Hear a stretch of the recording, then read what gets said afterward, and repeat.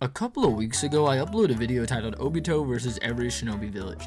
The idea was pretty much simply discussing how each of the other villages would have done at that time, accounting not only for what the Kage were in power and what they can do, but also for the Bijou and whatnot. However, as I'm sure you all know, Obito's invasion wasn't the truly devastating one. That was Pain's assault. The assault that nearly murdered the entire village, ruined homes. With that being said though, that Naruto with much aid was barely able to beat Pain, so what would truly happen if Pain's assault were to be ordered on another village, with that goal in mind being to just take their tailed beast? What's going on, y'all? It's Virtue, and as you can tell, I brought you guys a pretty interesting video this week, and the idea and rules are exactly what they sound like, so yeah, let's just jump straight into it. Starting off with the Rain Village, you may be thinking in your head, what is Pain going to do to the Rain Village if it has no leader? Which, to answer this, I figured I would just give you guys an extra matchup and I would just toss in Hanzo the Salamander in there just to see how he stacks up to Pain, since I did that in the last one and a lot of people kind of like the Hanzo respect. Now, to be fairly blunt, I think Hanzo is extremely underrated and I think that he could actually put up a pretty good fight against Pain. Prior to delving into him though, we need to first establish that Hanzo has neither no counter to the catastrophic Shinra Tensei, nor does he have any formidable guards to kind of help him out, like how Kakashi helped fight Pain at the beginning of the fight and whatnot.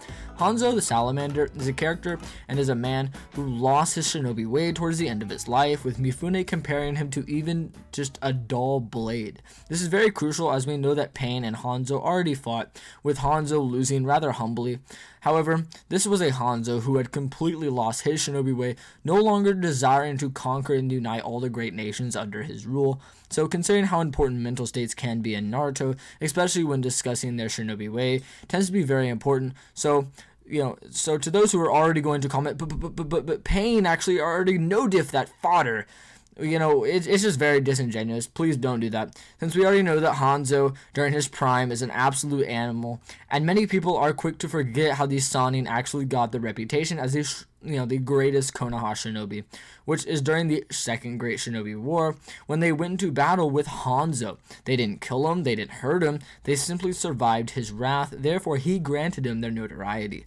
Now, there is actually a lot going for Hanzo when reinforcing the idea of him being above the Sannin. The first point is a little more brief and is more related to the encounter itself, and it revolves around Hanzo stating that nobody was ever capable of dodging his scythe and sickle, which means you have to concede one of two things. First is that Hanzo just blitzed a Sannin with it and Tsunade healed it, or he was just holding back and never brought it out, or he was holding back, did that, and never laced with poison. So, it's kind of bad. Which, the second point would be more to say that the Sannin he fought was like the prime Sannin when they were on the battlefield. Hiruzen wasn't there and he was their team leader, so for him to not be there, it's like the most likely assumption would be to say that they already achieved a level at which he didn't need to be there to help them, so they're not like some young, jonin, weaker Sannin and whatnot. This is also corroborated by Tsunade herself during part 1 whilst fighting Kabuto, a Kakashi high-level jonin opponent. She remarks that he even exceeded her medical prowess and here in her prime, which would imply that her younger second form war self would be closer to her prime, not that suppressed Tsunade who fell into her alcoholism and gambling, losing her shinobi way. Again, supporting my earlier argument. This is even further supported and emphasized by Jiraiya when he had the resolve to enter the Rain Village and fight Pain, but began to actually question the very idea, just at the mere thought of Hanzo being killed by somebody. This is the most feared Jiraiya remarks in the entire series. This is a Jiraiya who has Maul and Paul on standby for Sage Mode. We also have a lot of other implications for Hanzo being even higher, such as Hiruzen never wanted to really contest Hanzo during the war. Or he did and they fought and Hanzo didn't lose, so you could say that. However, it is still a little weird. Regardless though, we know that many mediums such as Pain himself, Ebisu, the second data book, which I'll just throw all those up on screen, kind of corroborate the idea that Jiraiya and Orochimaru are very much equals, or at least bare minimum like hyper relative. Now there could also be an even more prominent case to be made that during the Second Great War they were even more relative, due to that's when Data Book 2 has usually references their teamwork sort of statements, the one that most people use to say they're amped by 3 times. This would be, an Orochimaru who would be above an Orochimaru who's even able to keep up and outpace old man Hiruzen. Now, I've been pretty blatant and open on my take as who is really stronger between Hiruzen and Orochimaru, and I think it would be Orochimaru, as we know that both characters were severely nerfed during their Titanic battle. However, we know that Orochimaru was consistently reacting better, and both of the data books and Hiruzen implied that if a full power Orochimaru fought him, he would have been no match. This is of course a Hiruzen who, even whilst being nearly 70 years of age, is still stated to be the strongest of the 5 Kage, which means that Hanzo should also be on the same level or even higher. The third data book pushes this narrative even deeper, with it claiming that Hanzo stands alive at the peak of the summit, of course referencing his Shinobi ability in his prime. Now, I also did this for Hanzo in my last video, but I think this is one of the better routes to subscribe to in regards to Hanzo scaling, which is essentially him being on par with Pain via scaling above Sage Mode Jiraiya, via, again, the same methods as I discussed prior, of him being scared of Hanzo, that he was sweating and his pupils were dilating just at the thought of a potentially 70-year-old Hanzo being killed, with Hanzo in his prime also scaling above the Sannin, which would include Sage Jiraiya. So, what does this mean for Hanzo physically? Scaling to Pain. Well, within their miasmic battle, we can see that yes, Pain did hold the upper hand on Jiraiya, but Jiraiya was still able to react to Pain in a few instances, such as when he attacks Pain before his guard can be put up, when Jiraiya hardens his resolve, as worded by the third data book, blitzes Pain with a kick to the eyes. Now, what does all this mean? Well, is he a blitz level above Pain? No. What does this mean then? Well, it just means that Pain is holding back quite a bit in the early portion of the fight, still more or less clashing ideals with his former sensei, causing a slight nerf. I think on both fronts, to be honest. I think a nerf could be proposed on both fronts. However, before I discuss that, let's discuss the feat itself. So since Pain is able to combat Jiraiya later in battle, I believe it would be pretty fair to assert that Pain was holding back, especially prior to Sage Mode. The analogy I gave last time was like this. Imagine me and you are in a boxing ring. You're a far better, faster boxer than me as of now. So, whenever I'm punching you, you're more or less just parrying me off in my attacks, trying to get to a later round where you can knock me out or something. Then, out of nowhere, I get 10 times faster and stronger and just deck you in the face as hard as possible. You would of course be rather shocked, and it would obviously hit you and damage you. This analogy is even further backed up right after this, when the human path is in a cloud of smoke and it's able to catch a Sage Mode punch whilst not even looking. With that being said, you could just take the kick feat, as a feat of Jiraiya can combat Pain and react to him, just not completely blitz him. So now that we know that Pain was at least holding back in the very early portion of the fight, not so much near the end though, as Pain himself admits that holding back was a grave error.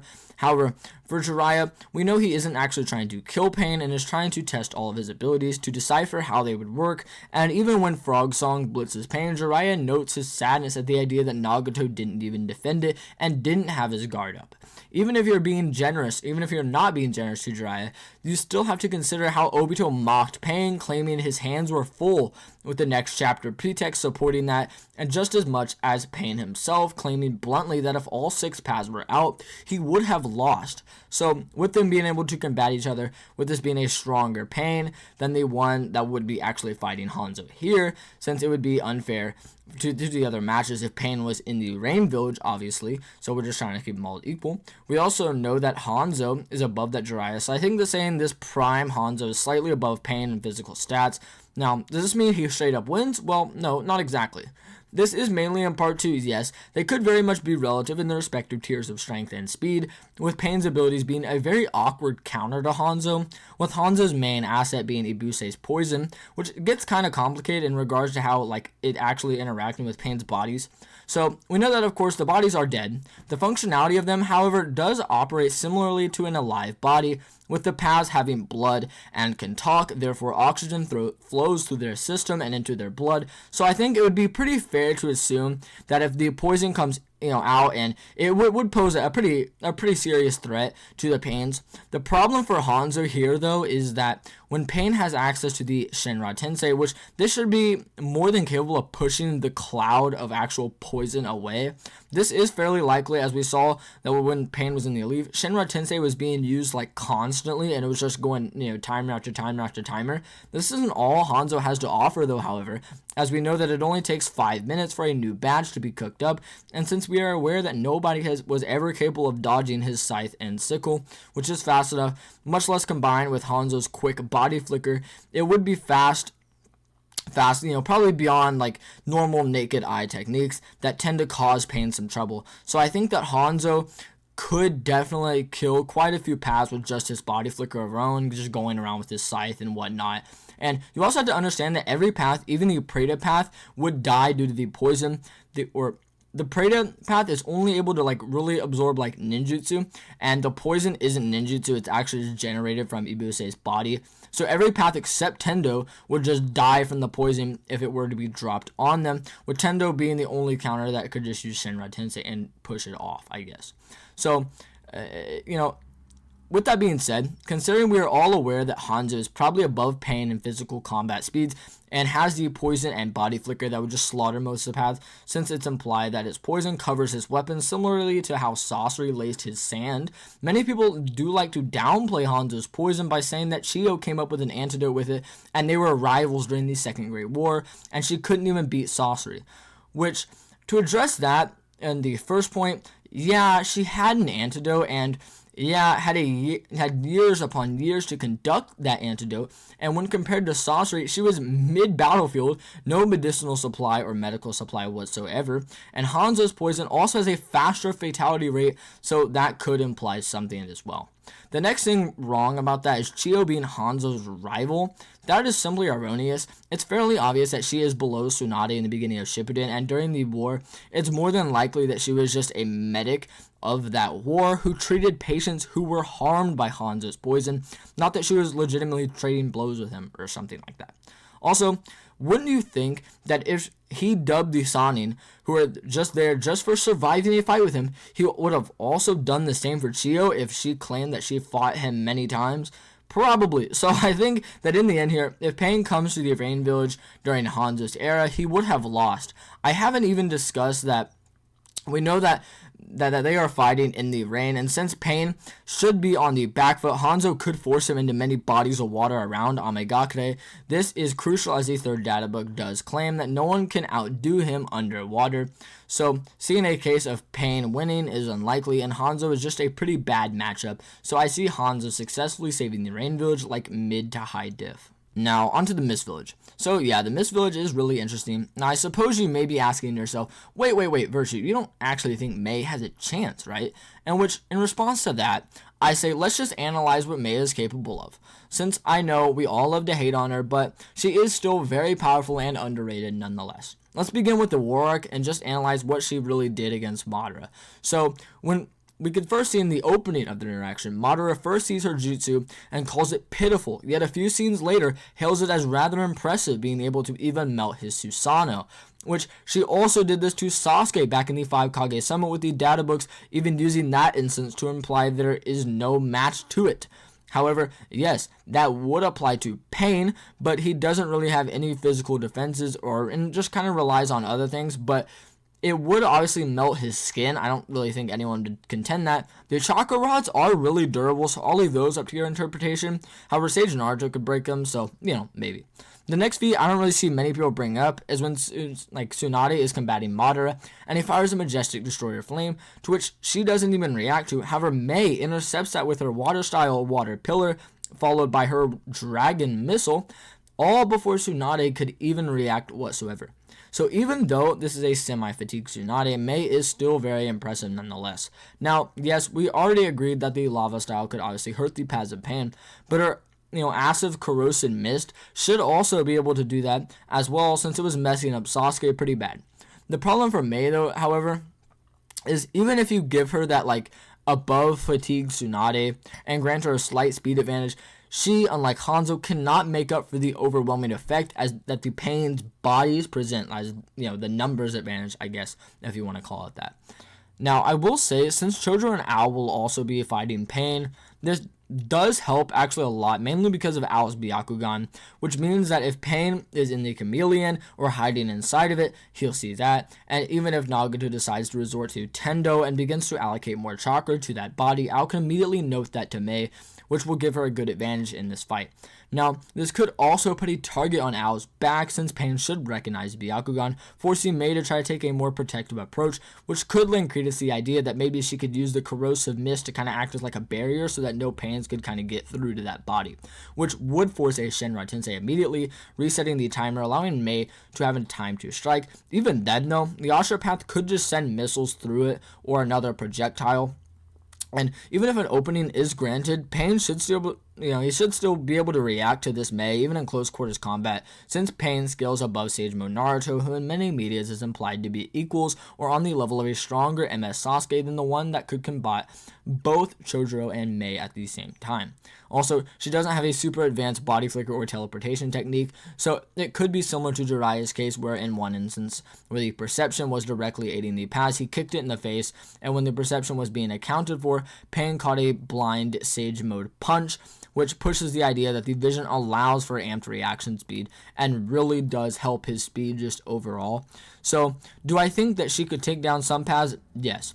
However, I think in the end, the Preta Path would still just absorb at least some of them and most of her jutsu, if we're really being fair. And another thing to prove is that he may even be able to interact with the lava style, since we see that when Jiraiya uses his big ball Rasengan, you can see that the Preta Path actually catches it, holds it for a brief period of time, and then just kind of absorbs it, which is kind of crazy if we're being honest here, which means that her water style and lava styles respectively are also countered by Pain and the Preta Path, to which then I think it's only a matter of time before Pain is able to slam them with a Shinra Tensei or Bansho Tenin them into a chakra receiver, with Pain successfully beating the Mist Village mid difficulty. The Cloud Village, the village that for whatever reason most people think of when they hear the term Other Village, probably in part to it being one of the most screen-timed villages, which actually helps them a lot because of the fact that A's guards being C and Darui, and if you really want to say that Raikage A isn't feeling very cautious, then B would also be there, which poses quite a bit of, a threat to Pain, if I'm being completely honest.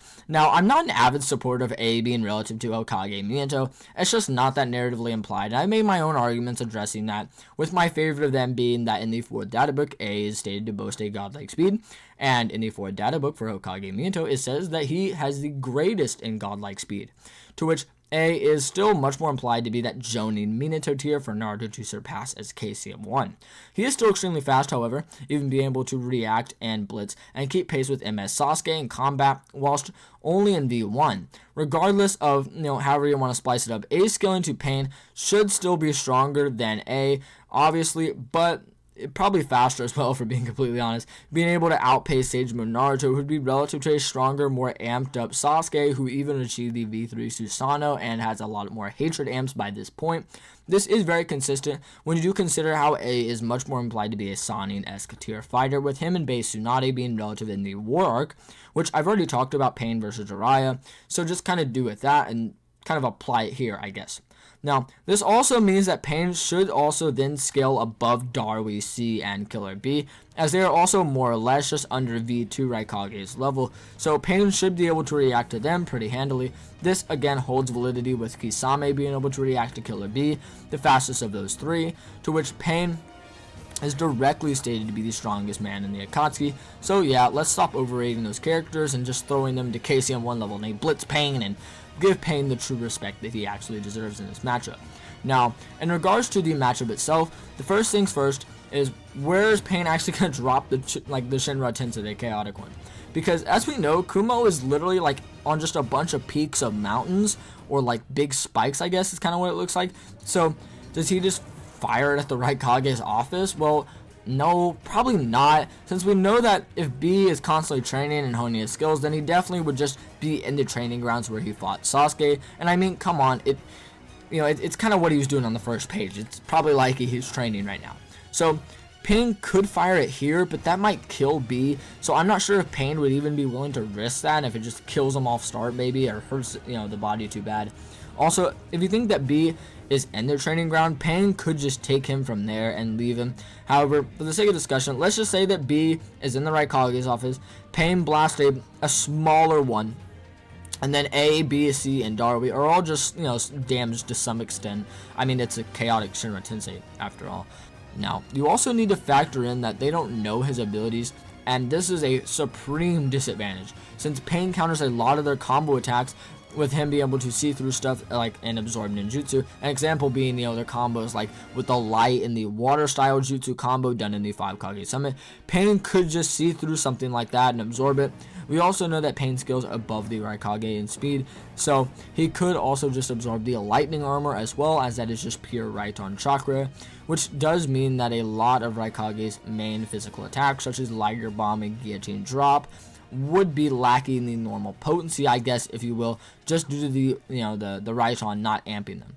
However, it should be noted that if Pain keeps all the paths out, it may be bad since Naruto is able to blitz and harm them and whilst in Sage mode. So if he isn't Tendo, I don't see Pain having a large speed advantage, and I think the Raikage and his team would be able to take down most of the paths.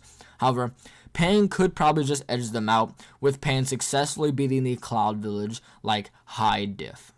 Now, for those who watched my last video, you should know that Iwagakure is pretty crazy in terms of what Inoki should be able to bring to the table. Firstly though, however, Kitsuchi, Akatsuchi, and Kurtsuchi are all pretty powerful, with Kitsuchi being the first person Inoki thinks of in regards to large style Earth Jutsu, which was proven to be the best choice, as he held down the entire Gedo Mazo and uprooted hundreds and hundreds of Zetsu out of the ground with his Earth style alone. So he could most certainly aid Inoki in his bout against Pain, maybe catching some of the paths off guard via blowing the ground up. When combined with Oniki's speed, this will put Pain in a very bad position. So to delve headfirst into his speed, Oniki is actually arguably the fastest Kage in pure reaction speed during the Madara showdown, when accounting for the fact that version 2 Raikage was actually being amped by Oniki, making him far faster via decreasing A's mass, granting him be able to move at far higher speeds via just lowering one of the portions of the speed equation. But what people don't talk about is how Oniki actually needed to react to this A in combat whilst he's attacking, so then he could then increase the mass, allowing for heavier, more forceful blows.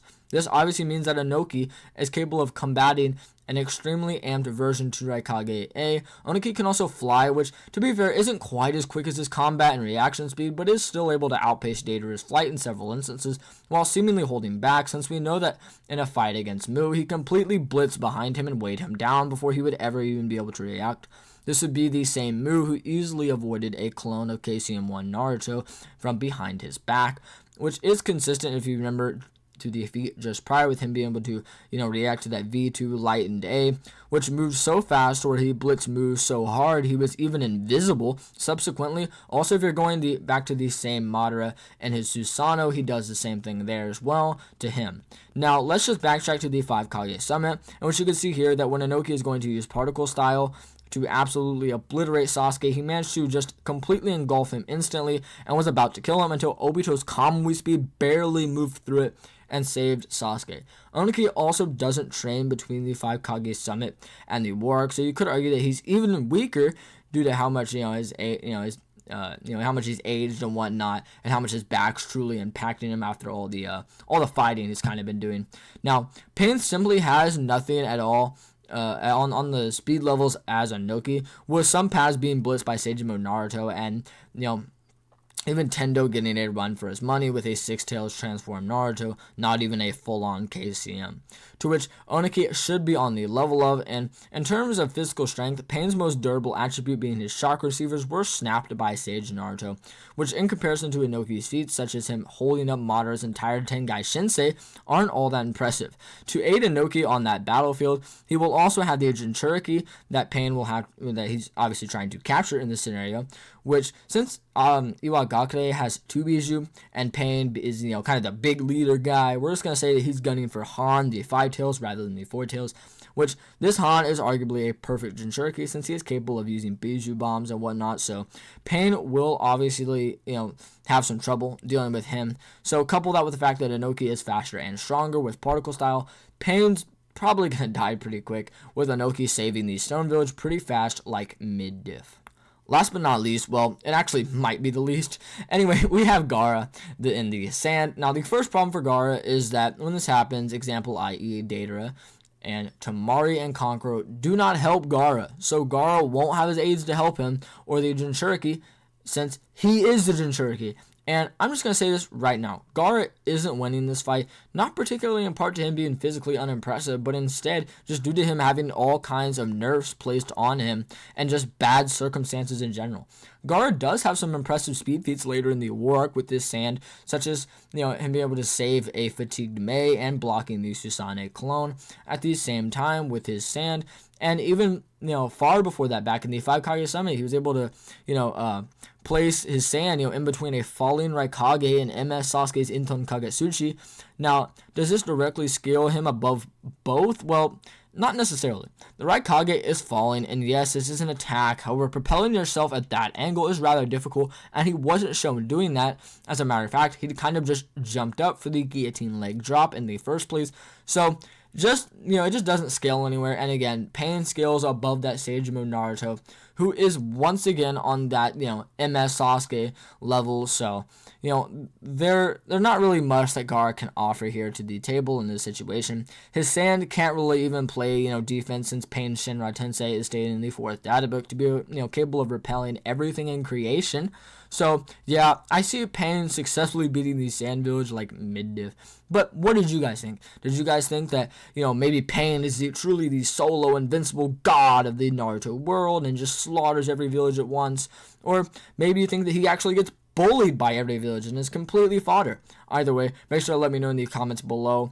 And of course, if you did happen to enjoy this video, maybe it isn't your first video by me, please feel free to drop a like and subscribe, as that would help me out a ton, and we are so close to 1K, as that would be greatly appreciated. So yeah, as always, love you guys.